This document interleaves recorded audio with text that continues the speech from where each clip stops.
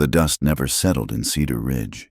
It hung in the air like a curse, coating everything in a film of red-brown grit that turned the whole town the color of dried blood. Eleanor Hartley knew this better than most, having swept it from her porch every morning for the past 3 years, ever since the day she'd become the town's favorite ghost story. She stood behind the grimy window of her cabin, watching Main Street come alive with its daily rituals of commerce and gossip. The sun was barely past the false fronts of the saloons and shops, but already she could see Mrs. Hutchins outside the general store, her mouth moving rapid fire as she bent the ear of anyone foolish enough to pause. Eleanor didn't need to hear the words to know what poison dripped from those thin lips. The ugly bride, that's what they called her now, though none dared say it to her scarred face. The scar ran from her left temple down across her cheek, ending just shy of her jaw, a jagged line of puckered flesh that had turned from angry red to pale silver over the years. But it wasn't the scar itself that made folk turn away. It was what it represented the day Thomas McKenna had taken one look at his bride-to-be, walking down the aisle of the town's only church, and fled like the devil himself was on his heels. Eleanor touched the window pane, her fingertips leaving marks in the dust. 3 years. 3 years of whispers and pointed fingers, of mothers pulling their children close when she passed, of grown men making the sign against evil when they thought she wasn't looking. As if heartbreak was contagious, as if being abandoned could spread like the pox. A commotion outside drew her attention. Jake Morrison and his crew had spilled out of the Lucky Dollar Saloon. Even though it wasn't yet noon, they swayed and stumbled down the wooden sidewalk, their laughter harsh as crow calls. Eleanor's hand tightened on the curtain. She knew that particular brand of drunken bravado, knew it meant trouble for someone. She just prayed today it wouldn't be her. But prayers, she'd learned, were thin protection in Cedar Ridge. The men stopped outside Henderson's barber shop, and Jake's voice carried clear across the street. "Hey boys, remember when Tom McKenna ran from his wedding? Swear to God, I thought his pants were on fire. Way he tore out of that church." The laughter that followed was cruel and sharp. Eleanor stepped back from the window, but not before Jake's eyes found her through the glass. His grin widened, showing teeth stained brown from tobacco. "Speaking of which," he slurred, raising his voice so half the street could hear, "there's the bride herself, still waiting for him to come back. Eleanor, still think you're gonna catch yourself a husband with that pretty face of yours?" The other men howled. Eleanor forced herself to remain still, to not give them the satisfaction of seeing her flee. She'd learned that lesson early. Running only made the dog's chase harder. She turned from the window and moved through her small cabin with practiced efficiency. The space was sparse but clean, every surface scrubbed raw, a narrow bed with a quilt she'd sewn herself, a table with one chair she'd sold the other 3 years ago when the seamstress work dried up and folks stopped wanting the cursed woman to touch their clothes. A shelf with 3 books, read so many times the pages were soft as cloth. The knock at her door was soft, almost apologetic. Eleanor froze. No one knocked on her door anymore, not unless they were delivering bad news or worse intentions. "Eleanor, it's Mary Chen. I've got some mending needs doing." Eleanor's shoulders sagged with relief. Mary ran the boarding house at the edge of town, one of the few people who still treated her like a human being instead of a cautionary tale. Eleanor opened the door just wide enough to take the bundle of clothes. "Thank you," she said, her voice rough from disuse. Days could pass without her speaking to anyone. Mary's dark eyes were kind but worried. "You ought to come to town meeting tonight. They're discussing the new ordinances about folks living on the outskirts. Might affect you." Eleanor's jaw tightened. She knew what that meant. They wanted to push her out, make it official, drive the bad luck from their borders like she was some kind of plague carrier. "I'll consider it," she lied. Mary hesitated, then leaned closer. "There's a stranger in town. Came down from Thunder Mountain yesterday. Big man, keeps to himself. He's been asking questions about you." The blood drained from Eleanor's face. Strangers asking questions never meant anything good. Maybe Thomas had finally decided to make their separation legal. Maybe her past had finally caught up with her in ways she hadn't imagined. What kind of questions? Just asking who you are, where you live. Mary glanced over her shoulder nervously. Jake Morrison tried to fill his ears with garbage, but the stranger just stared at him until Jake shut his fool mouth. Never seen Jake back down from anyone like that. After Mary left, Eleanor stood holding the bundle of mending, her mind racing. A stranger from Thunder Mountain. Those hills were wild territory, home to trappers and hunters who lived outside civilization's reach. Men who answered to no law but their own. What could such a man want with her? She spent the afternoon working on Mary's mending, her needle moving in steady. Practiced strokes. The work calmed her, gave her hands something to do while her mind churned. Outside, the life of Cedar Ridge continued, horses and wagons raising dust. The ring of the blacksmith's hammer, the distant sound of children playing, a life she could observe but never join.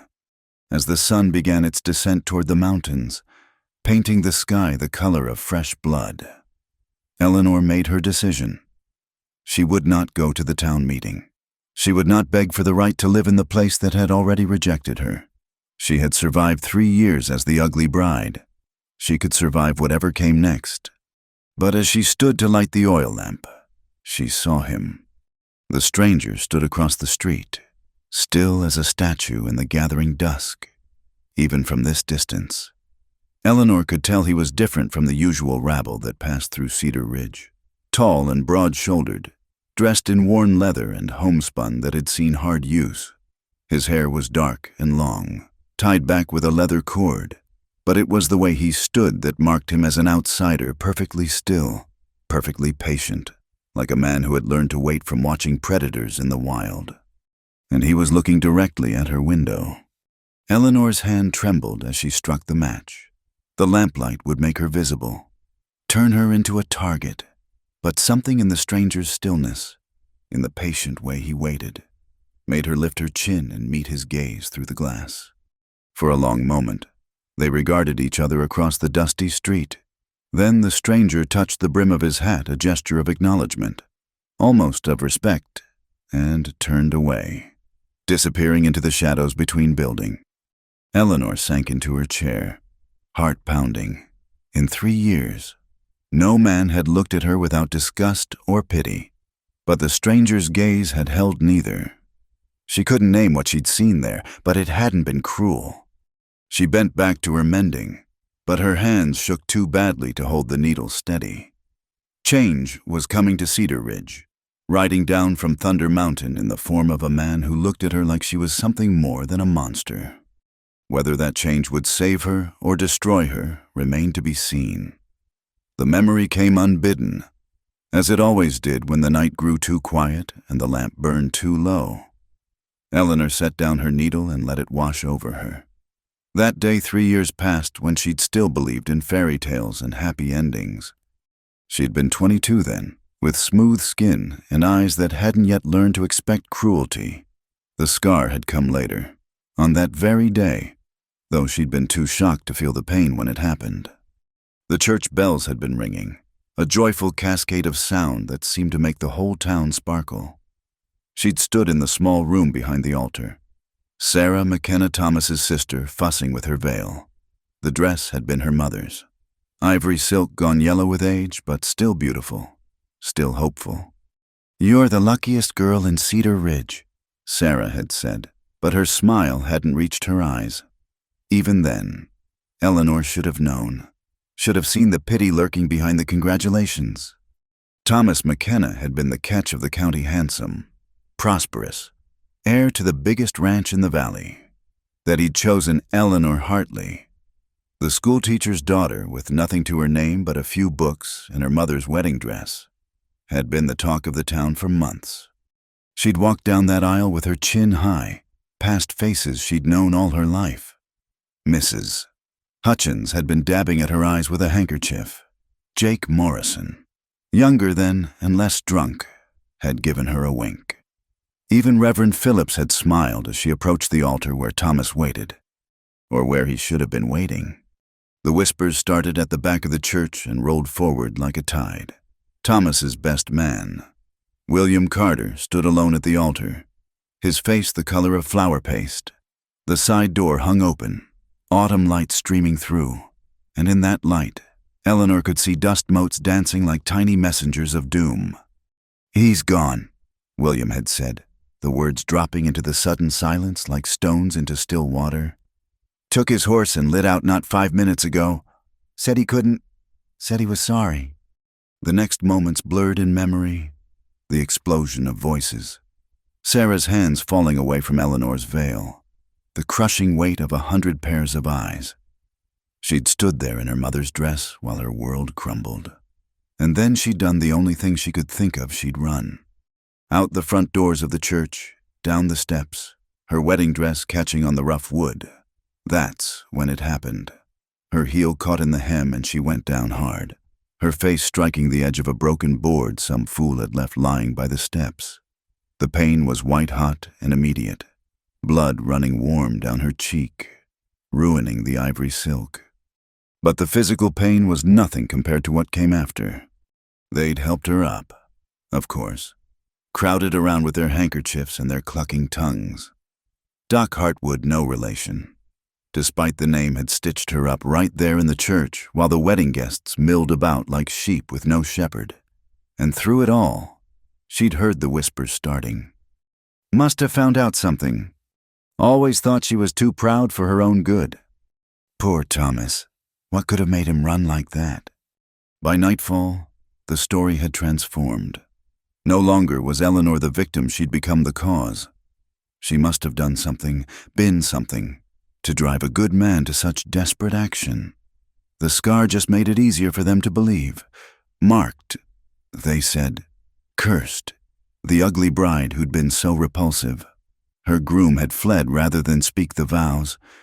Eleanor rose from her chair and moved to the small mirror hanging by the door. The face that looked back at her was harder now, weathered by 3 years of isolation. The scar had faded from angry red to silver, but it would never disappear. Neither would the name they'd given her.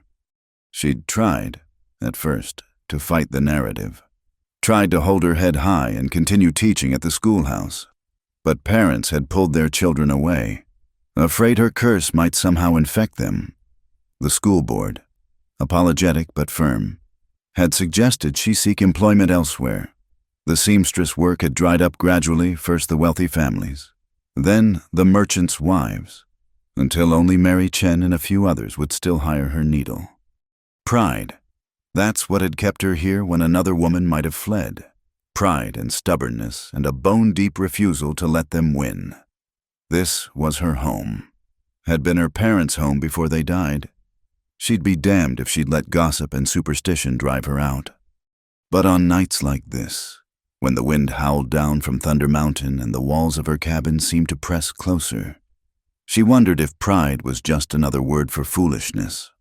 A sound outside made her stiffen footsteps on her porch, slow and deliberate, not the stumbling gait of a drunk or the quick scurry of someone leaving mending at her door. These steps were measured, purposeful. The knock, when it came, was solid. 3 raps, neither timid nor aggressive. Eleanor's hand went to the shotgun propped in the corner, her father's old bird gun that she kept loaded with rock salt. She'd never had to use it, but the threat of it had been enough to discourage the few men who'd come calling with dishonorable intentions. "Who's there?" Her voice came out steadier than she felt. "Name's Caleb Mallister. Ma'am, I'd like a word, if you're willing." The stranger, the man from Thunder Mountain who'd been asking about her. Eleanor's grip tightened on the gun. "State your business, Mr. Mallister. It's late for social calls." "It is at that." His voice was deep, roughened by weather and solitude. "I've got a proposition for you, Miss Hartley. Work, if you want it. Figured it was better discussed private than with the whole town watching." Work. The word made her cautious hope war with learned suspicion. What kind of work? The kind that pays fair and doesn't care about town gossip. but I'd rather not shout the details through a door, if it's all the same to you." Eleanor stood frozen, weighing the risks, but something about his voice, patient, matter-of-fact, without a trace of the oily charm men used when they wanted something improper, made her reach for the door latch. She opened it just wide enough to see him, keeping the shotgun visible but not pointed. He stood on her porch like a man comfortable with waiting, hands loose at his sides. Up close, she could see his face was weathered but not old, maybe 35 to her 25. His eyes were gray as winter sky, and they looked at her straight on, taking in the scar without flinching or looking away. "Miss Hartley," he said, touching his hat brim. "I've got a cabin up on Thunder Mountain, needs tending, food, mending, basic upkeep. I'm gone weeks at a time hunting and trapping. Need someone reliable to look after things. Pays $20 a month plus a share of the pelts." $20 a month. More than she made in 3 months with her needle. But Eleanor had learned to be suspicious of too good offers. "Why me?" she asked bluntly. "There's plenty of women in town would jump at such work." His mouth quirked in what might have been a smile. "Maybe so, but I asked around, and your name kept coming up." "I'm sure it did." Bitterness crept into her voice. "The ugly bride, the cursed woman, the one whose own groom couldn't stand to—" "The one who pays her debts," he interrupted calmly. "Who does fine work and keeps her word. Who survived 3 years of this town's poison without breaking or running." He paused. "That's what Mary Chen told me. Rest of them can hang." Eleanor stared at him. Something tight in her chest loosening just a fraction. When was the last time someone had spoken of her with respect instead of pity or disgust? "It's a day's ride up the mountain," he continued. "You'd need to stay the weeks I'm gone. Cabin's solid, got good water and a root cellar. No neighbors for miles, if that matters to you. No neighbors, no whispers, no watching eyes." It sounded like heaven and exile all at once. "I need time to think on it," she said. He nodded like he'd expected as much. "Fair enough. I'll be in town 2 more days, staying at Chen's boarding house. After that, I head back up the mountain with or without help." He touched his hat again and turned to go, then paused. "Miss Hartley, that Morrison fellow was flapping his gums about you earlier. In case he or his friends come around causing trouble, might be good to know you're considering employment with me. Mountain men got long memories about folks who bother what's ours." The implication hung in the air protection. Of a sort, just from the possibility of association with him. Eleanor didn't know whether to be grateful or insulted. "I can take care of myself, Mr. Mallister." This time his smile was definite, small but real. "I don't doubt it. Ma'am, good evening to you." She watched him walk away, his stride easy and sure despite the darkness. A man comfortable in his own skin, who looked at her and saw something besides a cautionary tale. Eleanor closed the door and leaned against it, shotgun forgotten in her hand. $20 a month. Escape from Cedar Ridge's poisonous whispers, but also isolation, vulnerability, trusting a stranger whose gray eyes seemed to see too much. She'd asked for time to think, but in her heart, she already knew. 3 years of being the ugly bride had worn her down like water on stone.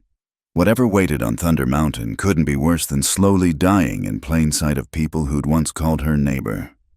Change was coming, whether salvation or damnation. And Eleanor Hartley, who'd survived abandonment and scarring and 3 years of cruel whispers, would meet it standing. The morning sun cast long shadows across Main Street as Eleanor made her way to Chen's boarding house. She'd spent a sleepless night weighing Caleb Mallister's offer, and by dawn her decision was made. Her few belongings were already packed. It wouldn't take much to close up the cabin that had been her prison these 3 years. The town was just stirring to life. Shop owners swept their stoops. The smell of fresh bread drifted from the bakery. And, somewhere, a rooster crowed its dominion over the dawn. Eleanor kept her head high and her pace steady, though she could feel eyes tracking her movement from behind curtains and doorways. She was halfway to the boarding house when Jake Morrison emerged from the alley beside the feed store, flanked by two of his regular drinking companions, Pete Garrett and Samuel Sully Crawford. All three looked like they'd slept in their clothes, if they'd slept at all. Well, Jake drawled, stepping into her path. The ugly bride's up early, going somewhere special. Eleanor. She tried to step around him, but Pete moved to block her. The reek of stale whiskey and unwashed bodies made her stomach turn. "Asked you a question," Jake continued, his bloodshot eyes mean. "Heard you been talking to that mountain man. That true?" "My business is my own," Eleanor said quietly, hand tightening on the small purse that held her savings. Sully laughed. An ugly sound. "Everything's everybody's business in Cedar Ridge. Thought you'd learned that by now."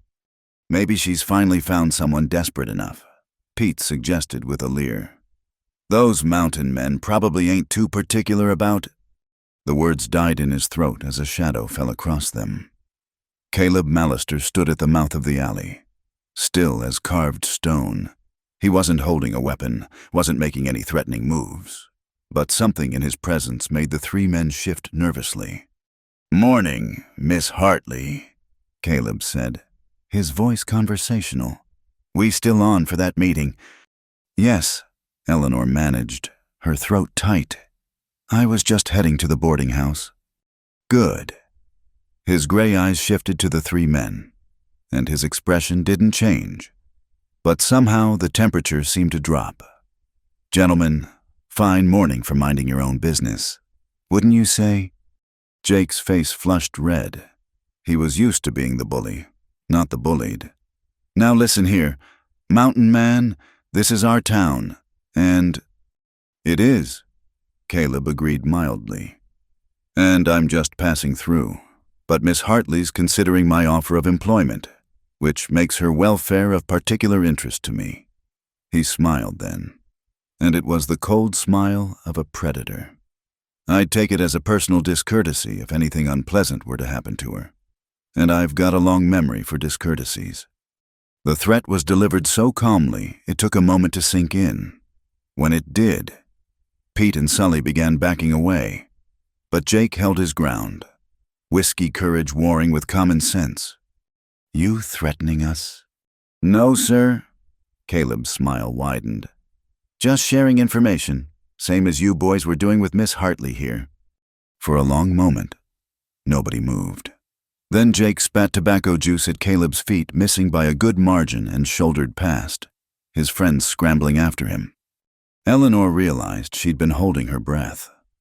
She released it slowly, trying to calm her racing heart. "Thank you," she said, the words inadequate but necessary. Caleb shrugged.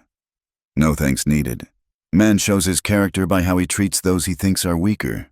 Those three just showed theirs clear as day." He gestured toward the boarding house. "Shall we—" They walked in silence, Eleanor acutely aware of the stares following them. The pairing must have looked odd, the scarred woman the town shunned and the wild-looking stranger who'd faced down three men without breaking a sweat. Mary Chen met them at the door, her face carefully neutral but her eyes warm. "Mr. Mallister, Eleanor, come in, I've got coffee on." The boarding house parlor was simple but clean, with lace curtains Mary had brought from San Francisco, and chairs that had seen better days but were comfortable enough. Caleb looked almost comically large in the feminine space, but he sat when invited and accepted the coffee with grave courtesy. "I'll take the job," Eleanor said without preamble. She'd learned that directness served better than dancing around matters. Caleb nodded as if he'd expected nothing less. "Good. When can you be ready?" "I'm ready now." At his raised eyebrow, she added, "There's nothing keeping me here." "Fair enough." He pulled a worn leather pouch from his coat and counted out coins. "Here's your first month's wages in advance, plus extra for supplies. Make a list of what you'll need: food staples, lamp oil, whatever. I'll arrange for it to be delivered regular." Eleanor stared at the money. It was more than she'd seen in one place since her parents died. "That's very generous." It's practical. Can't have you starving up there while I'm gone. He sipped his coffee, studying her over the rim. Few things we should discuss. The cabin's isolated, nearest neighbor is 8 miles down the mountain. There's game plenty, but also bears and cats. You know how to shoot. My father taught me. Good. There's a rifle at the cabin. Plenty of ammunition. Use it if you need to. He paused. The work itself ain't complicated. Keep the place clean, tend the garden plot, smoke any meat I bring in, mend what needs mending. When I'm gone, the place is yours to manage as you see fit. How long are you usually gone? 2 weeks to a month, depending on the trapping, sometimes longer in winter. His eyes searched hers. That bother you the solitude? Eleanor almost laughed. Solitude sounded like paradise after 3 years of hostile scrutiny. No. Mary cleared her throat delicately. Perhaps I should pack some food for the journey. It's a long ride. While Mary bustled out, Eleanor found herself alone with Caleb Mallister. The silence stretched, but it wasn't uncomfortable. He seemed content to simply exist in the space, not needing to fill it with words. Can I ask you something? Eleanor finally said. He nodded. Why did you really choose me? And don't say it was because Mary Chen recommended my work. There's more to it. Caleb was quiet for so long she thought he wouldn't answer. When he did, his voice was thoughtful. You ever see a deer after it's been hunted hard most times? They break, run themselves to death or give up and let the wolves take them. But sometimes you find one that's learned to survive. Learned to be still when it needs to be still. Run when it needs to run. Learned that the world's got teeth, but that don't mean you got to bare your throat to them. He met her eyes directly. I've been watching this town for 2 days, seen how they treat you, how you handle it. You're still standing, still fighting in your own way. That tells me what I need to know about your character. Eleanor felt heat rise in her cheeks. Not shame, but something else. When was the last time someone had seen strength in her instead of something broken? Besides, he added with a slight smile, I've got no patience for fools who judge a person by their scars. Got a few of my own, though they don't show as plain. Before Eleanor could respond, Mary returned with a cloth-wrapped bundle. There's cornbread and cold chicken. Some of those dried apple slices you liked. Mr. Mallister. Much obliged. He stood, and Eleanor realized again how tall he was, how he seemed to fill the room. We should head out. Want to make good time before the heat of the day. Eleanor rose too, suddenly nervous. This was it, the moment of leaving, of choosing the unknown over the familiar misery. I need to get my things from the cabin. She said, I'll come with you. Help carry. They left the boarding house together, and this time Eleanor didn't lower her eyes when people stared. Let them look. Let them see the ugly bride leaving with the mountain man. Tomorrow they'd have something new to gossip about, but she wouldn't be here to hear it. At her cabin, it took only minutes to gather her possessions, her mother's quilt, her father's books, the few clothes that weren't patched beyond redemption, the sewing box with her good needles, the shotgun. Everything she owned fit into 2 bags in a small trunk. Caleb loaded them onto the pack mule he'd brought without comment on how little there was. As Eleanor took a last look at the cabin that had been both shelter and prison, he spoke quietly. Second thoughts? No. She closed the door firmly. No second thoughts. As they rode out of Cedar Ridge, Eleanor on the gentle mare Caleb had brought for her, she kept her eyes forward, but she heard the whispers following them, saw the curtains twitch and the faces appear in doorways. Let them watch. Let them weave their stories about the ugly bride and the mountain man. She was writing a new story now, one where she was more than a cautionary tale, more than a name whispered to frighten young women into compliance. The road to Thunder Mountain stretched before them, winding up into wilderness and possibility. Beside her, Caleb Mallister rode in comfortable silence, a man who'd looked at her scars and seen strength. For the first time in 3 years, Eleanor Hartley felt something besides resignation. She felt hope. The first weeks on Thunder Mountain passed like something from a dream Eleanor couldn't quite believe was real. The cabin sat in a clearing surrounded by towering pines, their scent sharp and clean in the thin mountain air. A creek ran nearby, its constant murmur a soothing counterpoint to the silence she'd grown used to.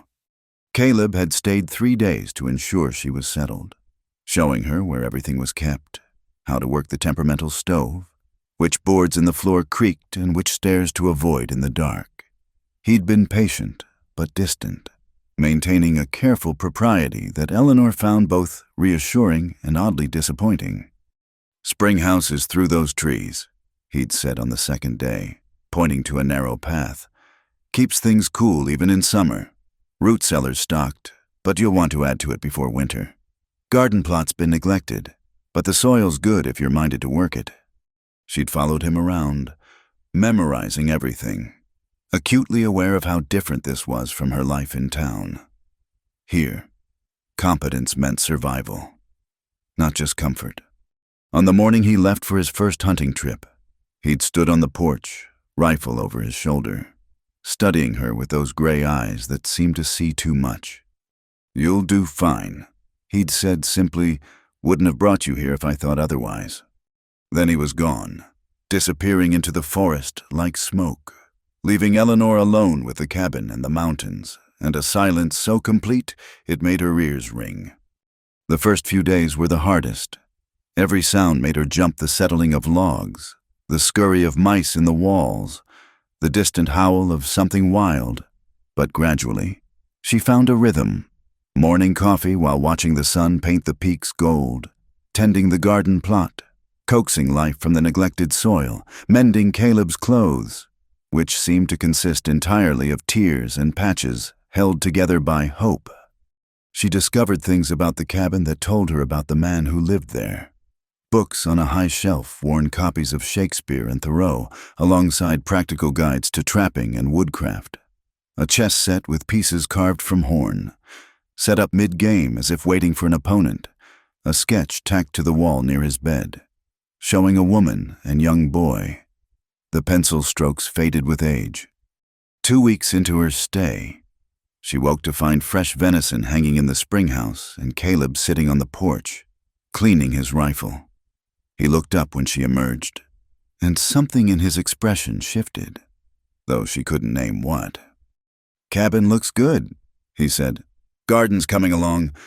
She'd attacked the garden with the same fierce determination she'd once applied to maintaining her dignity in Cedar Ridge.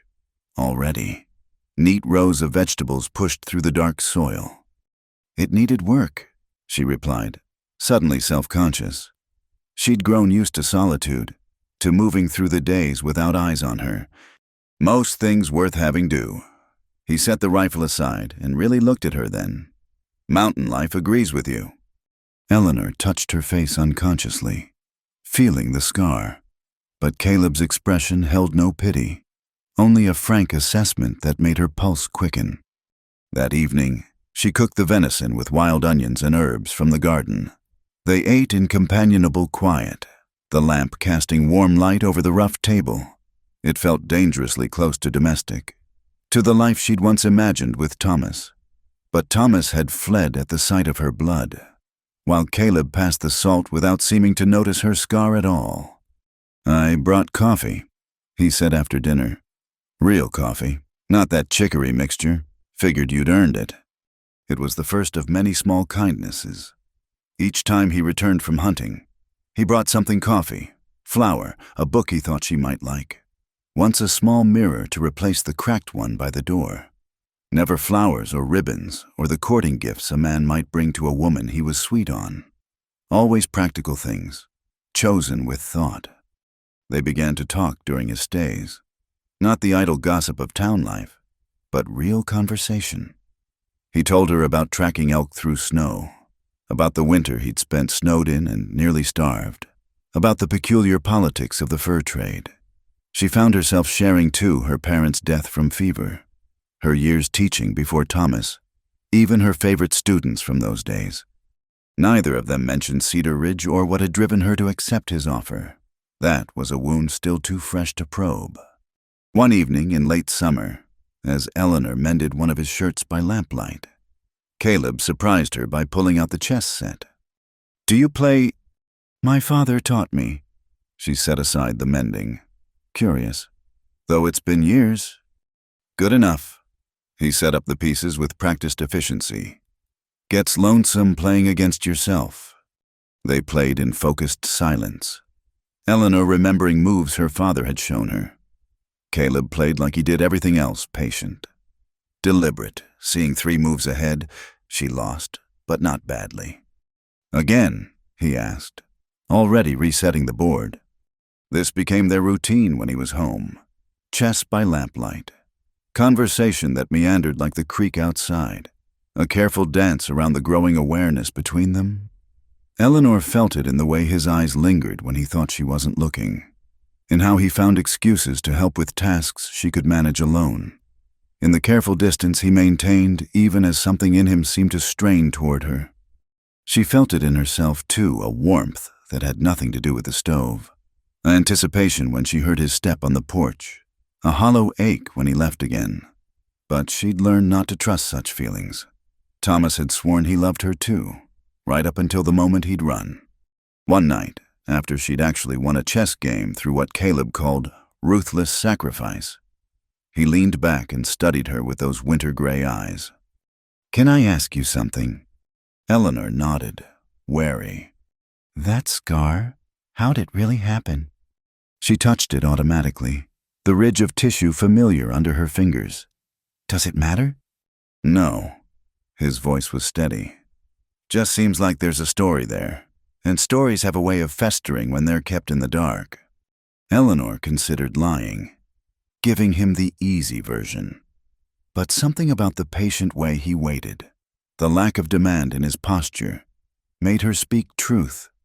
"My wedding day, the groom ran off, and I cut my face on a broken board."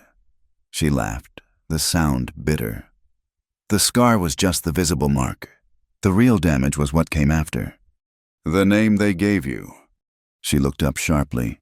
"You knew?" "Heard it in town. The Ugly Bride." His jaw tightened. "Pack of fools. The lot of them." Maybe they weren't wrong. Thomas took one look at me and ran. Maybe he saw something. He saw a coward in the mirror that morning and couldn't face it. Caleb interrupted, his voice hard. "So he ran and let you take the blame. That's on him, not you." Eleanor felt tears prick her eyes. 3 years, and no one had ever suggested Thomas might have been the one at fault. "You don't know that. I know you've been here 2 months, and nothing about you has sent me running." He leaned forward, intense now. "I know you work hard. Think deep, and don't complain even when the stove acts up and fills the cabin with smoke. I know you've got more steel in you than half the men I've met. And I know—" He stopped abruptly, sitting back. "What?" Eleanor whispered. "I know I've got no right to say such things. You're here to work, not to listen to me run my mouth." He stood abruptly. "It's late. We should turn in." But Eleanor had heard what he didn't say, felt it in the space between them. She rose too, and for a moment they stood close in the lamplight, the chessboard between them like a barrier and a bridge all at once.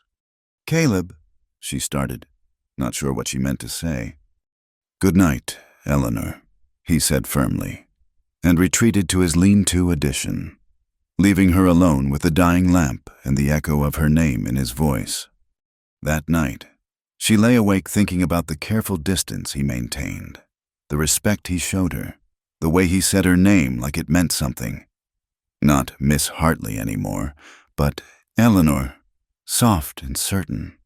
She thought about Thomas, who'd courted her with flowers and sweet words but hadn't been able to stomach the sight of her blood, and Caleb, who brought her practical gifts and spoke plain truths and looked at her scar like it was just another part of her face. Outside, an owl called lonely through the pines. Eleanor turned over, pulling her mother's quilt close. and admitted what she'd been fighting for weeks.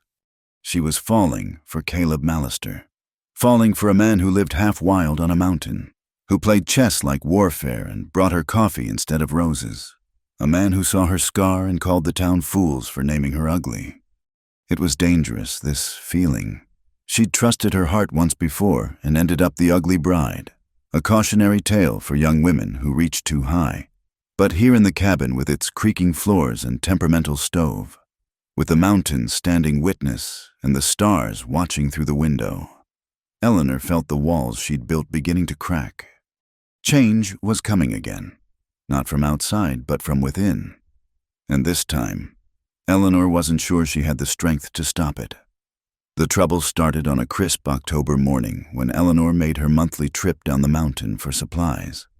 Caleb had offered to go himself, but she'd insisted she needed flour and fabric, and she knew better than a man what to look for. Besides, she'd reasoned, she couldn't hide on the mountain forever. The ride down took most of the morning, the mare picking her way carefully along the narrow trail. Eleanor wore her best dress, which wasn't saying much, and had pinned her hair carefully to minimize the scar's visibility. Old habits died hard. She smelled Cedar Ridge before she saw it, wood smoke and horse manure and the peculiar scent of too many people living too close together. After 2 months of mountain air, it made her stomach turn. The general store was busy with Saturday shoppers. Conversation stuttered to a halt when she walked in, then resumed in hushed whispers. Eleanor kept her chin high and moved to the counter where Edgar Halstead waited, his face carefully neutral. "Miss Hartley," he said, "heard you were working up on Thunder Mountain." "I am." She placed her list on the counter. "I'll need these items, please." He scanned the list, eyebrows rising. "That's a considerable order." "I have money." She placed Caleb's coins on the worn wood, the sound sharp in the quiet store. As Edgar began gathering her items, Eleanor became aware of a presence behind her.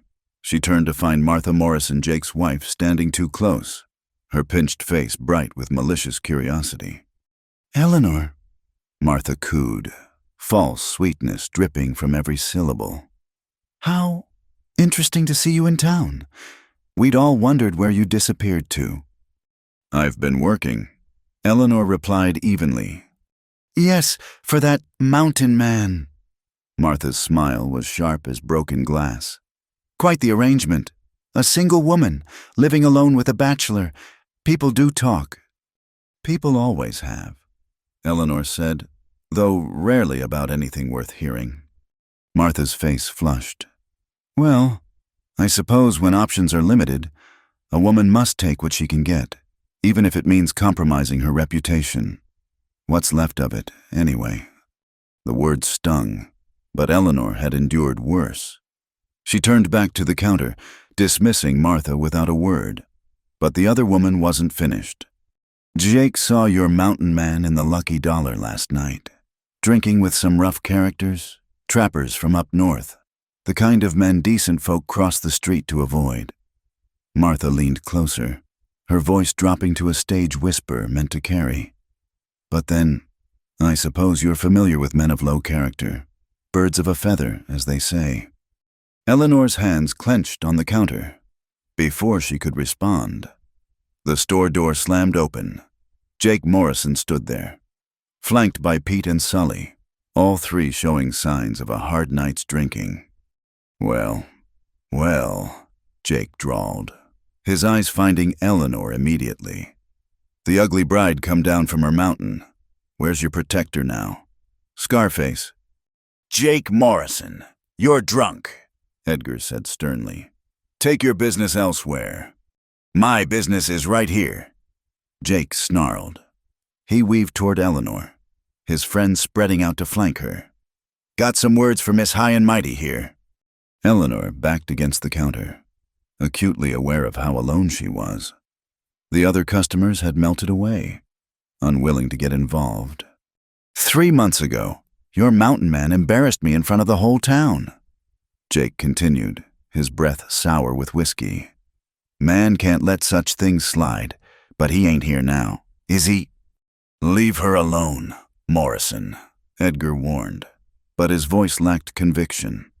Jake grabbed Eleanor's arm, his grip painful. Maybe I should show you what happens to women who don't know their place. Maybe that scar ain't lesson enough. The door opened again, quiet this time. Jake's words died as Caleb Mallister stepped inside, moving with the controlled grace of a predator. He took in the scene, Jake's hand on Eleanor, the positioning of the other men, the fear in her eyes, and something dangerous shifted in his expression. Take your hand off her, Caleb said softly. Now. Jake's grip tightened defiantly. This ain't your business, Mountain Man. This is between me and... Caleb moved so fast Jake never saw it coming. One moment, he was standing by the door. The next, he had Jake's wrist in his hand, applying pressure that made the drunk man cry out and release Eleanor. Everything involving Miss Hartley is my business, Caleb said, still in that dangerously quiet voice. Touch her again, and we'll have more than words. Pete and Sully started forward, but Caleb's free hand moved to the knife at his belt, and they froze. 3 against 1. Jake gasped, struggling against Caleb's grip. That's fair odds. For you, maybe. Caleb released him with a shove that sent Jake stumbling into a barrel of pickles. But I'm feeling generous today. Take your friends and go sleep it off. And Morrison, next time you want to prove you're a big man, try doing it sober. Jake's face twisted with rage and humiliation. This ain't over. You can't protect her forever. Sooner or later, you'll be gone. And then... Then nothing. Caleb interrupted. Because if anything happens to Miss Hartley today, tomorrow, or 10 years from now, I'll know who to look for. And I've tracked harder prey than you through worse country than this. The threat hung in the air like gun smoke. Jake looked into Caleb's eyes and saw his own death written there plain as day.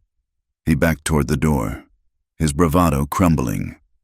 Come on, he muttered to his friends. Ain't worth the trouble. They left, Jake throwing one last venomous look at Eleanor. Martha Morrison scurried after them, her gossip gathering interrupted by something far more serious. The store was silent in their wake. Edgar cleared his throat nervously and began wrapping Eleanor's purchases with shaking hands. Caleb moved to Eleanor's side, not touching but close enough that she could feel his warmth. You all right? She nodded, not trusting her voice. The fear was fading, replaced by a different kind of shaking that had nothing to do with Jake Morrison. I'll load the supplies, Caleb said. Wait here. But Eleanor followed him outside, needing air, needing space from the staring eyes inside the store.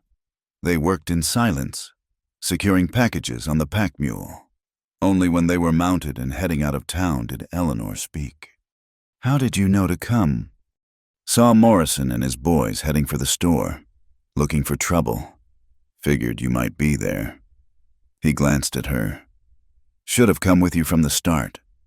I can't hide behind you forever, Eleanor said quietly. They're right about that much. Caleb reined in his horse, turning to face her fully. You weren't hiding. You were living your life, buying supplies, minding your own business. They're the ones who can't let the past go. It's not just the past, Eleanor said. You heard Martha, my reputation, working for you, living on the mountain. In their eyes, I'm already ruined. Their eyes are blind, Caleb said flatly, and their opinions worth less than dust. He paused, something shifting in his expression.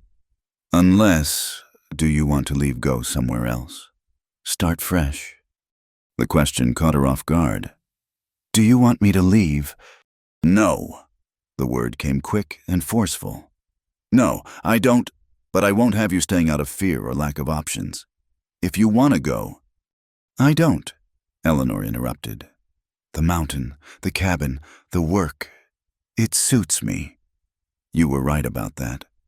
They rode in silence for a while, the trail winding upward, leaving Cedar Ridge and its poison behind. But Eleanor could still feel Jake's hand on her arm, still hear the vicious promise in his voice. "They won't let this go," she said eventually. "Jake, the others, they'll come after us." "Maybe," Caleb acknowledged. "But that's tomorrow's trouble. Today, we're going home." Home. The word settled in Eleanor's chest like a warm coal. When had the cabin become home? When had this taciturn mountain man become the person she trusted most in the world? As they climbed higher, the air grew clean and sharp again. The town fell away below them, hidden by trees and distance. Up ahead, smoke rose from the cabin's chimney. Caleb had banked the fire before leaving. "Thank you," Eleanor said as they entered the clearing. "For coming after me. For—" She gestured helplessly, unable to find words for what he'd done. Caleb dismounted and came to help her down. For a moment, his hands lingered on her waist, and they stood close in the afternoon light. "Eleanor," he said, her name rough in his throat. "I meant what I said. Everything involving you is my business, because I—" He stopped, jaw clenching as if physically holding back words. "Because you what?" she whispered. He stepped back, the moment breaking. "Because you work for me, and I protect what's mine." But she'd seen the truth in his eyes, felt it in the tremor of his hands. The careful distance he maintained was crumbling, and they both knew it. The question was what would happen when it finally fell. That night, as they played chess and the fire crackled in the stove, Eleanor caught him watching her with an expression that made her pulse race.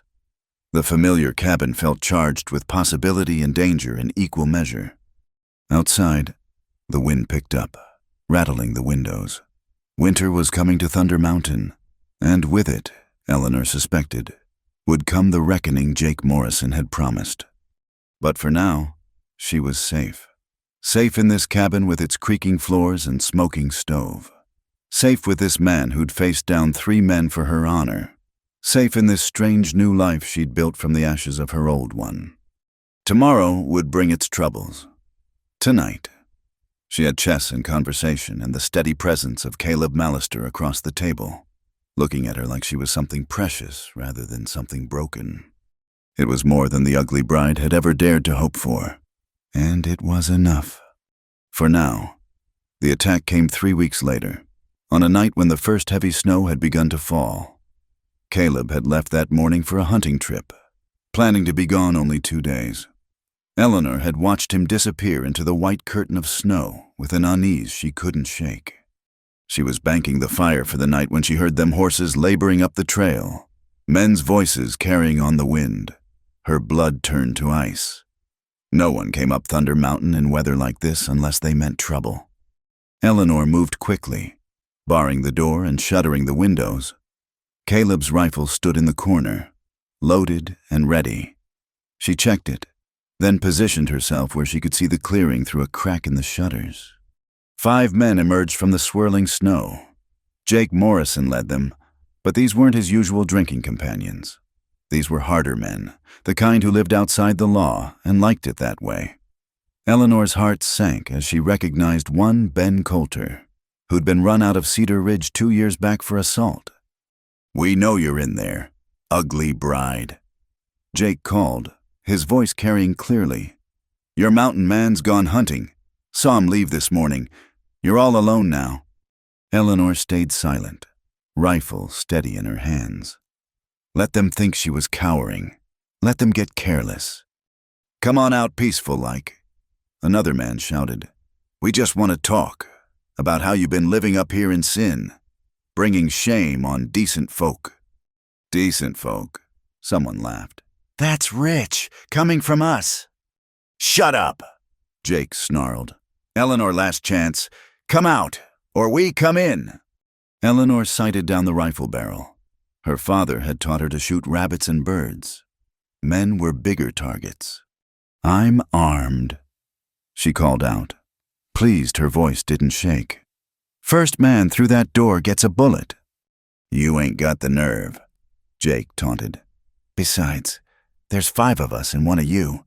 How many can you shoot before we get to you?"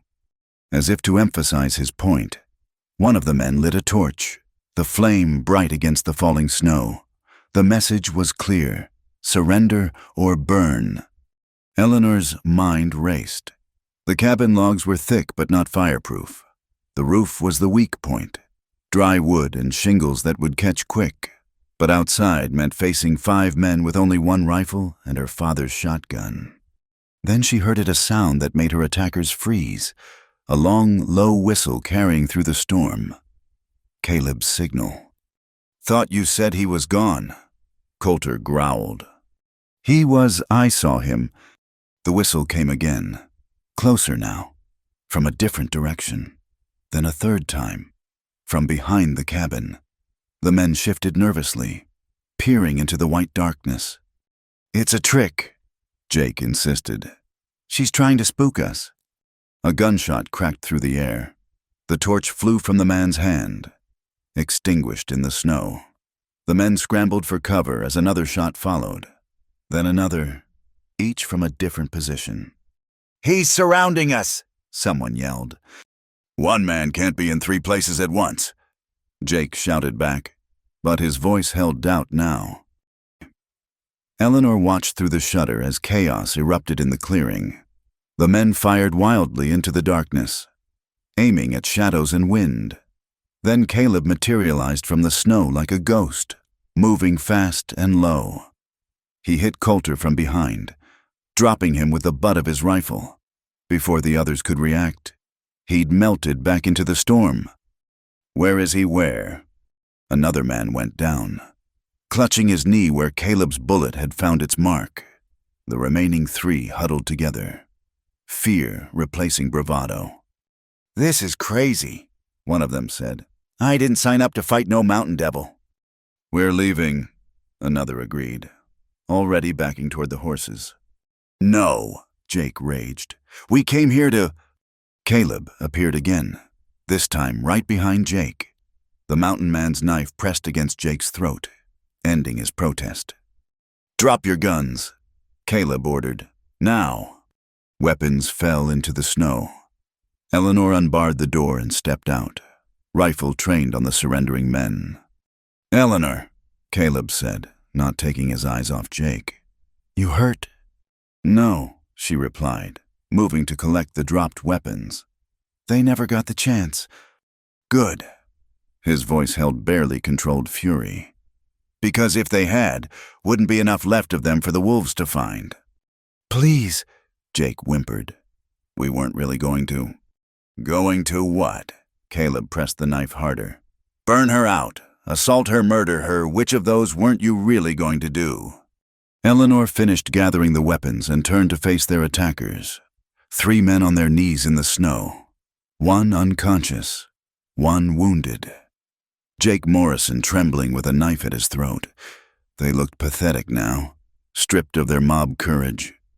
"You came up here to terrorize me," she said quietly. "To punish me for the crime of existing, of surviving, of finding work and a life outside your poisonous reach." She stepped closer, and Jake flinched. "But I'm not the frightened girl who stood in that church 3 years ago. That woman is dead. You killed her with your whispers and cruelty." "Please," Jake begged. "We'll leave. Never come back, I swear." "Your word means nothing," Caleb interrupted. "But you will leave, and here's why." He leaned close, speaking directly into Jake's ear, but loud enough for all to hear. "You're going to ride down this mountain and tell everyone in Cedar Ridge what happened here. Tell them the ugly bride is under my protection. Tell them what happens to men who threaten what's mine. And Jake, if I ever see you again, if I even hear you've been speaking ill of Miss Hartley, I'll gut you slow and leave you for the bears. Understand?" Jake nodded frantically. Caleb released him with a shove that sent him sprawling. "Get Coulter on a horse and get out," he ordered. "Leave the weapons. You've proven you can't be trusted with them." The men scrambled to obey, hauling their unconscious companion onto a horse, helping the wounded man mount. In minutes, they were gone, swallowed by the storm. Eleanor and Caleb stood in the clearing, snow falling around them, until the sound of horses faded completely. Then Eleanor's knees buckled, Caleb caught her before she fell, pulling her against him. "I've got you," he murmured into her hair. "You're safe. You're safe." "I thought they'd killed you," she whispered against his chest. "When Jake said you were gone. Doubled back when I saw the storm coming. Found their tracks at the base of the mountain." His arms tightened around her. "If I'd been too late." "You weren't." She pulled back to look at him, snow catching in his dark hair. "How did you make it sound like you were everywhere at once?" A slight smile touched his lips. "Throw your voice right, move fast, and scared men see ghosts everywhere." "But Eleanor," the smile faded. "This won't be the end of it. Men like Jake, they don't forget. We've got 2 choices now." "What choices?" "We leave. Head north. Maybe Canada. Start fresh where nobody knows either of us." He paused. "Or we go down to Cedar Ridge tomorrow and face this head on. Make it clear that you're not alone anymore. That you're—" He stopped, jaw clenching. "That I'm what?" "Mine," he said roughly. "My woman, if you'll have me. Not just under my protection, but mine." Eleanor's breath caught. "Caleb." "I know I'm not what you probably dreamed of." He continued in a rush. "I'm rough and I live wild, and I've got no patience for town life. But I'd keep you safe. I'd work my hands raw to give you what you need. And Eleanor, He cupped her scarred cheek with one calloused hand. "I see you. Not the scar. Not the name they gave you. Not the story they tell. You. And you're the finest woman I've ever known." Tears burned Eleanor's eyes, mixing with the melting snow on her face. "You don't know what you're asking. To tie yourself to me. To my reputation." "To hell with reputation," he said fiercely. "To hell with all of them. Eleanor, do you care for me at all? Because if you don't, say so now, and we'll never speak of this again. But if you do—" "I do," she whispered. "God help me, I do." He kissed her then, there in the swirling snow with the echo of violence still hanging in the air. It was nothing like the chaste pecks Thomas had given her during their courtship. This was wild and desperate and full of promise. When they finally broke apart, both breathing hard, Caleb rested his forehead against hers. "Then we go to town tomorrow," he said. "Make it official. Let them see that the ugly bride is gone, that Eleanor Mallister stands in her place." Eleanor's heart swelled at the name. Mrs. Mallister. After all the pain, all the years of being defined by abandonment, she would have a new name, a chosen name. "They'll make it difficult," she warned. "Jake will have spread his version by the time we arrive." "Let him," Caleb said grimly. "The truth has a way of outlasting lies. And Eleanor, you won't face them alone. Never again." They went inside, barring the door against the storm and what remained of the night. As Eleanor made coffee with shaking hands, Caleb paced the cabin like a caged wolf. "I should have been here," he said. "Should have known they'd try something." "You were here when it mattered," Eleanor replied. "And I held them off until you arrived. We protected each other." He stopped pacing, looking at her with something like wonder. "You would have shot them, to defend the cabin, to defend yourself." "Yes," she said simply. "I'm not the woman who ran from that church anymore. Caleb, these mountains, this life, it's all changed me, made me stronger." "Not changed," he corrected softly. "Revealed. The strength was always there. You just needed space to let it grow." They sat by the fire as the storm raged outside, planning their trip to town. There would be no church wedding this time. Eleanor couldn't bear that again. Just a simple ceremony before the justice of the peace, if he'd perform it. And if not, they'd find another way. "Are you sure?" Eleanor asked one more time as dawn approached. "Once we do this, there's no going back. You'll be tied to the ugly bride forever." Caleb took her hand, running his thumb over her work-roughened fingers. "The ugly bride is a ghost story, a cruel fiction created by cowards. The woman I'm marrying is Eleanor, who grows gardens in mountain soil, who plays chess like a general, who faced down 5 men with a rifle in steady hands, who looks at me and sees more than a wild man from the hills." Eleanor squeezed his hand, feeling the last of her walls crumble. Tomorrow they would face Cedar Ridge together, face the whispers and judgment and Jake Morrison's lies. But tonight, in this cabin that had become home, with this man who saw her truly, Eleanor Hartley finally let go of the past. The ugly bride was dead, and in her place stood a woman who had learned that love wasn't about pretty words or perfect faces. It was about standing together against the storm, about seeing truth when the world offered only lies, about choosing each other despite the cost. The snow continued to fall, blanketing the mountain in clean white silence, and in the morning, they would go down together to claim their future, whatever it might bring. They never made it to town the next morning. The storm that had covered Jake Morrison's retreat turned vicious, dumping 3 feet of snow overnight and making the mountain trail impassable. For 2 days, Eleanor and Caleb waited, watching the sky and checking the trail. But nature had other plans. On the 3rd morning, they woke to an eerie stillness. The storm had passed, leaving the world transformed in white. But something else had changed.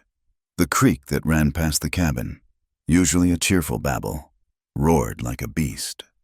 "Spring melt's starting early," Caleb said grimly, studying the rushing water. "All this snow, then warm air behind the storm. Bad combination." Eleanor understood the implications. The creek fed into Cedar River, which ran right through town. If the melt was this bad on the mountain, "We need to warn them," she said. Caleb turned to her, eyebrows raised. "The same them that sent 5 men to burn you out?"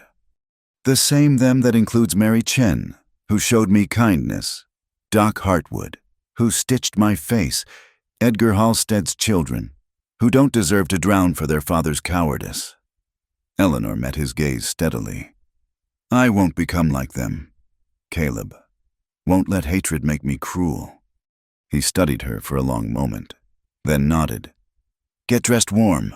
If we're doing this, we need to move fast." They rode hard down the mountain, following what trail they could find through the snow. As they descended, the evidence of disaster multiplied. Trees down across creeks now running wild, chunks of ice the size of wagons carried along by the torrent, and always the rising roar of water. They heard Cedar Ridge before they saw it, screams and shouts carrying up the valley. When they finally crested the last hill, Eleanor gasped. The Cedar River had jumped its banks, turning Main Street into a churning brown lake. People clustered on rooftops and second-floor windows, calling for help that wasn't coming.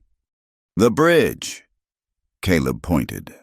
The structure that connected the 2 halves of town swayed dangerously, water eating at its supports. Without hesitation, they plunged down the hill. At the edge of the flood, a crowd had gathered, those lucky enough to be on high ground, watching helplessly as their neighbors struggled. Jake Morrison was among them, and his face went white when he saw Eleanor and Caleb ride up. But she had no time for him now. "Where's the ferry rope?" she called out. "The old crossing line." "Washed away," someone answered, like everything else. Eleanor scanned the scene, her mind racing. Across the flood, she could see Mary Chen's boarding house, water up to the first-floor windows. Mary stood on the upper balcony with several others, including Eleanor's heart-clenched 3 children. "I need rope," she said. "All you can find. Caleb, can you get across?" He was already assessing the current, the debris. "Maybe if I can get a line over—" "The church bell tower," Eleanor interrupted. "If we can get rope up there and across to the hotel's chimney, we can rig a way to get people over." It was dangerous, possibly suicidal, but people were dying, and they were the only ones offering solutions instead of prayers. The next hour blurred together in Eleanor's memory. Gathering rope from the livery stable, Caleb climbing the church tower, sure-footed as a mountain cat, The heart-stopping moment when he leaped from the tower to a closer building, rope tied around his waist, the way the whole crowd held its breath as he worked his way across the flooded gap, using broken signs and floating debris as stepping stones. When he finally secured the rope to the hotel chimney, a cheer went up. But the real work was just beginning. Children first, Eleanor commanded, taking charge as naturally as she'd once managed her classroom. Lightest to heaviest, who here can tie a proper harness? Jake Morrison stepped forward reluctantly. I can. She looked at him coldly. Then do it, and do it right, or their deaths are on your head. As Jake worked, Eleanor organized the evacuation. One by one, people slid along the rope, suspended above the killing water. Mary Chen's children came first, then Mary herself, then others trapped on that side of town. But the water kept rising, and the bridge's groans grew louder. "It's going!" someone shouted. "The bridge is going!" Eleanor looked and saw he was right. The supports were buckling. When it went, it would take out buildings on both sides, including the ones their rescue rope was anchored to. "Cut the rope," Jake said suddenly. "Save ourselves before—" "There are still people over there," Eleanor snapped. "Caleb's still over there. He's just one man." Eleanor rounded on Jake, and something in her face made him step back. "That one man is worth 10 of you. We don't abandon people, not anymore." She grabbed the rope herself, testing the harness Jake had tied for the next person. Before anyone could stop her, she was sliding across, hand over hand above the flood. The rope sagged under her weight, dropping her closer to the churning water. Debris rushed past tree trunks, pieces of buildings, things she didn't want to identify. Her arms burned, but she kept going, driven by the same stubborn will that had kept her alive these 3 years. Caleb caught her on the other side, his face a mask of fury and fear. "Are you insane?" "Probably," she gasped. "But we need to get the rest of these people across before—" A grinding crack cut her off. The bridge, their fears made real. It tilted, twisted, and came apart in a shower of splinters. The impact sent a wave rushing toward them. "Inside," Caleb bellowed, shoving people toward the hotel entrance. "Higher ground, now!" They raced the water up the stairs, Eleanor half carrying an elderly woman, Caleb with a child under each arm. Behind them, the flood claimed the first floor, hungry and relentless. From the top floor, they watched the devastation. Both anchor buildings for their rope bridge were island now, cut off from everything, but they'd saved 23 people, 23 who would have died without their intervention. "Now what?" someone asked. "Now we wait," Caleb said. "Water can't rise forever. When it drops—" "Look," a child pointed out the window. "More people." On the roof of the general store, the Halstead family huddled together. The building, older and weaker than the hotel, shuddered with each impact from floating debris. "That roof won't hold," Caleb said quietly. Eleanor was already moving. "Is there rope up here, Sheets? Anything we can tie together?" They worked frantically, knotting bed sheets and curtains into a makeshift line. It wouldn't reach across the flood, but maybe, if they could get close enough. "I'll go," Eleanor said. "Like hell," Caleb growled. "I'm lighter. The roof might hold me long enough to get them back." She touched his face. "Trust me, I'm not the woman who ran from that church anymore. Remember?" He caught her hand, pressing it against his cheek. "I know exactly who you are. That's why I'm terrified." But he helped her tie the line around her waist, double-checking every knot. The plan was simple in concept, terrifying in execution. She'd work her way across the floating debris to the store, get the Halsteads to the strongest part of their roof. Then they'd pull everyone back one at a time. The journey across was a nightmare, jumping from one floating piece to another, the makeshift rope her only lifeline. Once, a spinning log knocked her into the water, and only Caleb's strength hauling on the line saved her from being swept away. When she finally reached the store, Edgar Halstead stared at her like she was a ghost. "Eleanor, but why?" "Because it's the right thing," she gasped, catching her breath. "Now listen close. We don't have much time." The roof groaned under them as she explained the plan. Edgar's wife was near hysteria, their 3 children ranging from terrified to shock-silent. But they listened. And when Eleanor started back across, the youngest Halstead girl clinging to her back, they were ready. One by one, they made the terrible crossing. Eleanor went back and forth, ferrying children, then helping the adults navigate the debris field. Each journey felt like a year, the flood trying new ways to kill them. On the last trip, bringing Edgar himself, disaster struck. The store roof, finally overwhelmed, collapsed inward. The impact sent a wave that lifted Eleanor and Edgar up, then slammed them down onto a floating door. "Swim!" Eleanor shouted, but Edgar was frozen with terror. The line had gone slack. The surge had carried them past the hotel, out of reach. Eleanor made a choice that would have seemed impossible 3 years ago. She grabbed Edgar and kicked hard, fighting the current not toward safety but toward a half-submerged tree downstream. If they could catch it, maybe hold on until... Strong hands grabbed them both, hauling them up onto a more stable piece of wreckage. Caleb, who'd thrown himself into the flood the moment the line went slack, who'd somehow found them in the chaos. "I told you to trust me." Eleanor coughed out water.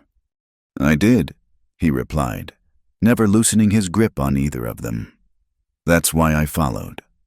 They clung to each other and their makeshift raft as the flood carried them downstream. But the worst had passed. The water was spreading out now, losing its killing force. When they finally washed up against a hill outside town, they were battered and exhausted, but alive. The sun was setting by the time they made it back to what was left of Cedar Ridge. The water had receded enough to reveal the devastation: buildings destroyed, lives shattered, the heart of the town scoured away. But also revealed were the people Eleanor and Caleb had saved, gathered now in the church, one of the few buildings still standing.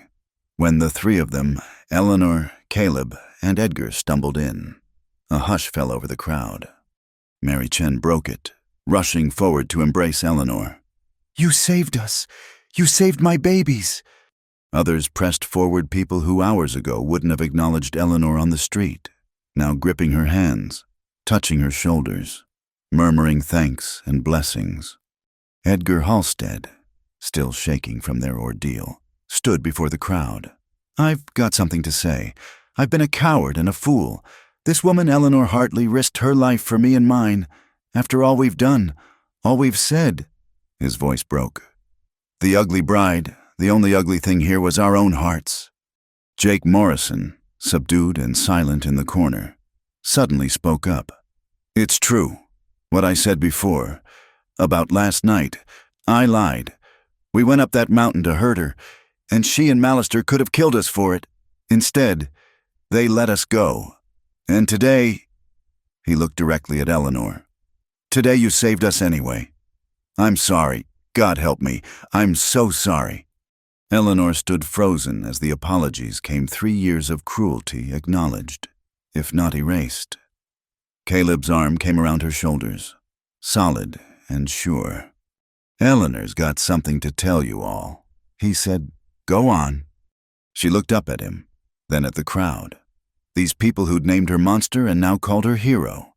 Who'd learn, perhaps, that both names were too simple for the complex truth of a human heart. "Caleb and I are getting married," she said clearly. "As soon as we can, and we'll be staying on Thunder Mountain. But know this: if disaster comes again, we'll be here. Not because you deserve it after how you've treated me, but because that's what neighbors do, what humans do. We help each other, even when it's hard, especially when it's hard." Reverend Philip stepped forward. "I'd be honored to perform the ceremony tonight, if you're willing. Seems fitting, after today, a celebration of life and love in the face of destruction." Eleanor looked at Caleb, who nodded. Tonight, then. As the impromptu wedding came together, Mary Chen finding a clean dress that might fit, other women offering ribbons and flowers that had survived the flood, Eleanor stood by the window, looking out at the ruined town. She thought of the woman who'd stood in this church 3 years ago, perfect face and broken heart. That woman was gone, drowned as surely as the old cedar ridge. In her place stood someone harder and softer both, scarred but not bitter, capable of facing both cruelty and kindness with eyes wide open. The ugly bride was dead. Long live Eleanor Mallister, who'd learned that beauty wasn't in smooth skin or pretty words, but in the choice to help when you could turn away, to love when hate would be easier, to build something new on the ruins of the old. The wedding was nothing like Eleanor's first attempt. No silk dress or elaborate preparations, no rows of guests in their Sunday best, just a woman in a borrowed dress and a man still damp from floodwater, standing before a makeshift altar while the town picked up the pieces of their lives around them. Mary Chen had worked miracles with what she could find: a blue dress that had been stored in the church attic, a handful of early spring flowers that had somehow survived the deluge. The women who'd once whispered behind their hands now fussed over Eleanor like sisters, pinning her hair to cover the scar, then unpinning it when she quietly insisted she had nothing left to hide. Dearly beloved. Reverend Phillips began, his voice carrying through the lamp-lit church. We gather tonight in the shadow of disaster and the light of hope, to witness something I should have done 3 years ago, the marriage of two people who've proven that love isn't about perfection, but about choosing each other through the storms. Eleanor barely heard the traditional words. She was lost in Caleb's gray eyes, in the way he held her hands like they were precious and breakable and stronger than iron all at once. When it came time for the vows, he spoke without looking away. Eleanor Hartley, you've seen me at my worst, wild and violent and half-civilized. You've trusted me when trust seemed foolish, stood by me when standing seemed dangerous. I can't promise you an easy life, but I promise to see you, truly see you, every day until my last, to stand between you and any storm that comes, to build with you something real and lasting on that mountain, to love the woman you are, scars and strength and all. Eleanor's voice came steady despite her tears. Caleb Mallister, you looked at me when others looked away. You offered respect when the world offered only pity. You've shown me that home isn't a place but a choice, the choice to stay, to fight, to hope. I promise to match your wildness with my own, your strength with mine, to make our cabin a place of peace in a harsh world, to choose you, again and again, no matter what comes down from those mountains or up from this valley. The rings, Reverend Phillips asked. No rings, Caleb said, then reached into his pocket. But I have this. He pulled out a small carved wooden heart on a leather cord. Simple work, but Eleanor could see the hours in every careful cut. One side was smooth, the other marked with the natural grain and knots of the wood. Made it from a tree struck by lightning but still standing, he explained, tying it gently around her neck. Seemed fitting. By the power vested in me, the Reverend said, his own voice rough with emotion. I pronounce you husband and wife. What God has joined, let no man or flood or gossip or prejudice tear asunder. When Caleb kissed her, the crowd erupted in cheers that seemed to shake the damaged rafters. It was nothing like her first wedding day, it was infinitely better. The celebration afterward was makeshift but genuine. Someone had saved a fiddle from the flood, and music filled the church. Food appeared from nowhere, people sharing what little they'd saved, creating a feast from scraps. Eleanor danced with her husband while the town that had shunned her clapped along. The strange alchemy of disaster, transforming old poison into something approaching grace. No regrets, Caleb murmured as they swayed together. None, Eleanor replied. You. Only that it took so long to find you. As the evening wore on, people began to drift away to deal with their losses, to begin the long work of rebuilding. Jake Morrison approached before leaving, hat literally in hand. Mrs. Mallister, he said, stumbling over the new name. "I know apologizing don't fix nothing, but I aim to try. What I did, what I said, I'll carry that shame forever, but if you ever need anything, up on that mountain or down here, you send word." Eleanor studied him, this man who'd terrorized her, who'd led others to do worse. She could hold the grudge forever, nurse it like a coal against her heart. Or she could choose another way. "We'll need help come spring," she said finally. "Expanding the garden, maybe adding onto the cabin. Mountain works hard for just 2 people. Jake's face lit with pathetic gratitude. "I'll be there. Bring others too, if you'll have them." After he left, Caleb shook his head. "You're too forgiving." "No," Eleanor corrected. "I'm free. Hate's just another kind of chain, and I've worn enough of those." They left that night despite offers of lodging, both eager to return to their mountain. The moon had risen full and bright, turning the snow to silver, making the flood damage look almost beautiful in its terrible transformation. The ride up was quiet, both lost in thought. When they finally reached the cabin, their cabin now, truly, Caleb helped Eleanor down from her horse with hands that trembled slightly. "Welcome home, Mrs. Mallister." She stood in the familiar clearing, but everything felt different now. The cabin door bore the scars of Jake's attack. The garden plot she'd worked so hard on was buried under snow, evidence of violence and hardship everywhere. But also smoke rising peaceful from the chimney Caleb had kept burning. The woodpile she'd helped stack, ready for winter nights. The chess set visible through the window, waiting for their next game, a life built piece by piece from whatever materials came to hand. "It's not much," Caleb said, suddenly uncertain. "Not what a woman dreams of for her wedding night? No fancy house or—" Eleanor silenced him with a kiss. "It's perfect. It's ours. It's real." They went inside together, barring the door against the night but not against the world. Never again against the world entirely. They'd learned that isolation could protect but also wither, that even justified anger could poison if held too long. In the morning, they woke to sunlight streaming through windows, and the sound of the creek returned to its normal, cheerful babble. Eleanor made coffee while Caleb cooked breakfast, moving around each other with the ease of long practice made new by the promises they'd spoken. "What now?" Eleanor asked as they sat together, looking out at the white-wrapped world. "Now we live," Caleb said simply. "We work the trap lines and tend the garden. We go to town when needed, help where we can. We build something lasting on this mountain. And Jake, the others, they'll come around or they won't. Their choice. But they know now what kind of people we are.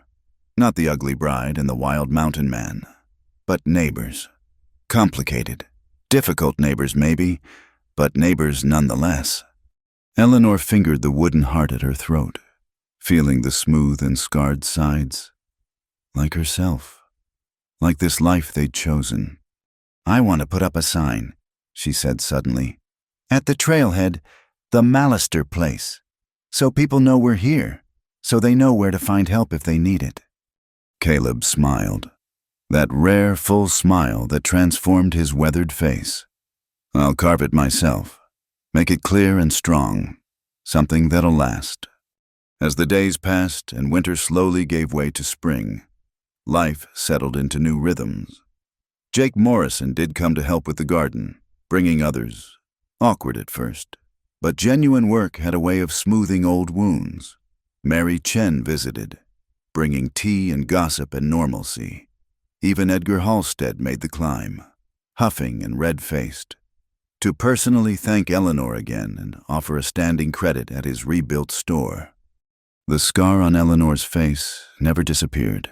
Sometimes still, she'd catch someone staring, see the flicker of the old story in their eyes. But the name Ugly Bride faded like snow in spring sun, replaced by Mrs. Mallister, who saved the Halstead children, or Eleanor, who faced down the flood, or simply Caleb's wife, the one with the steady hands and kind heart. On their first anniversary, marked not from this wedding but from the day Caleb had first knocked on her door with an offer of honest work, Eleanor stood in her thriving garden and marveled at the journey. From the woman who'd swept dust obsessively from her porch, trying to keep the world at bay, to this dirt under her nails, sun on her face, husband at her side, and a place in the world earned through courage and compassion both. "Any regrets?" Caleb asked, echoing his question from their wedding night.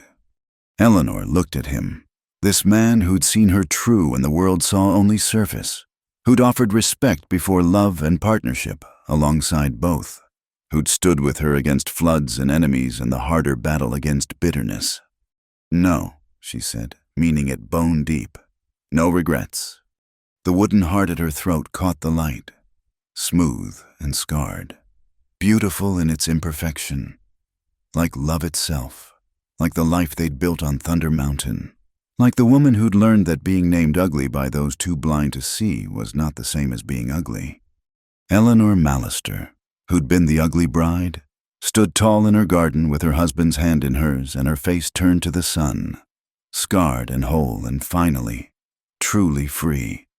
The mountains stood witness, constant and enduring, to this truth that beauty lives not in perfect faces or fairy tale endings, but in the choice to keep standing, keep hoping, keep building something worthwhile from whatever broken pieces come to hand. In the end, that was the only beauty that mattered, the beauty of a life fully lived, a love honestly earned, and a home carved from wilderness by two people brave enough to see past surfaces to the truth beneath. Thank you so much for listening to this story from the Wild West. I'd love to hear where you're listening from. Please share in the comments below, and let's connect. Don't forget to subscribe to the From Wild West channel and share your thoughts about Eleanor and Caleb's journey. Your support means everything. And I can't wait to bring you more tales of courage, love, and redemption from the American frontier.